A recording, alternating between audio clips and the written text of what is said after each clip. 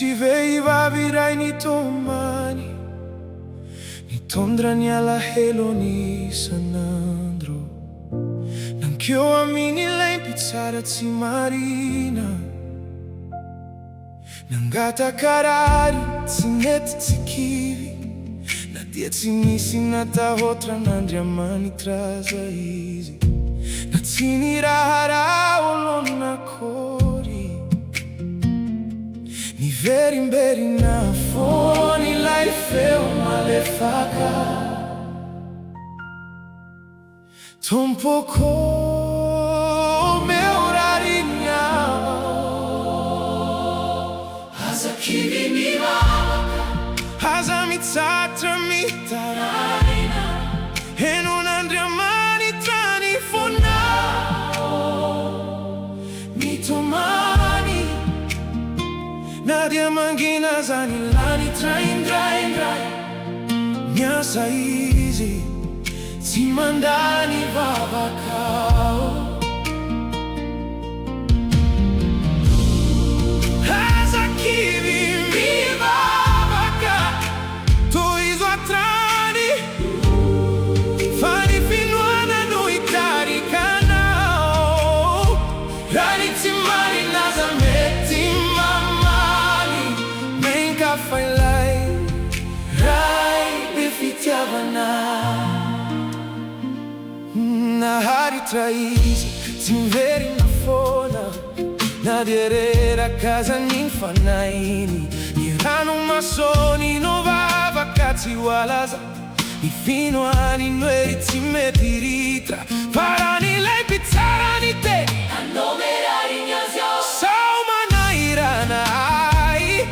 Raha izany no nataony olona tsy marina, inona no ataon'ilay marina mandraky izay? Aza kivy mivavaka, aza mitsatra mitaraina, henon'Andriamanitra ny fonao. Mitomany, na dia mangina zany lanitra indraindray, miasa izy tsy mandany vavakao. Aza kivy mivavaka, tohizo atrany, fa ny finoana no itarikanao.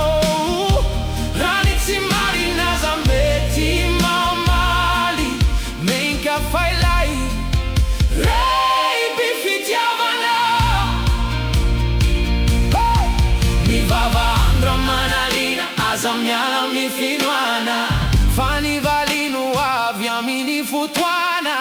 Vatery tompo anao, no nahoela, tsy adinona Andriamanitra ianao. Ny feonao dia voarakitra ny an-danitra, ary ny fonao dia sarobidy aminy. Aza kivy mivavaka, aza mitsatra mitaraina, henon'Andriamanitra ny fonao. Mitomany na dia mangina zany lanitra indraindray, miasa izy tsy mandany vavakao.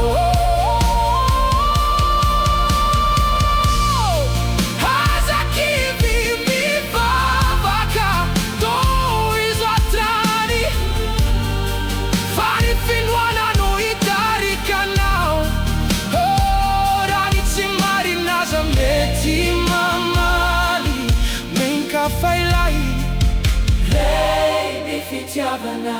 Kwa mitsangana aza kivy ntsony, tohizo ny vavaka aza miamotra, fa ilay Andriamanitra velona sy marina, hamaly anao amin'ny fitiavana mandraky izay. Amin'ny fotoana mahamety azy.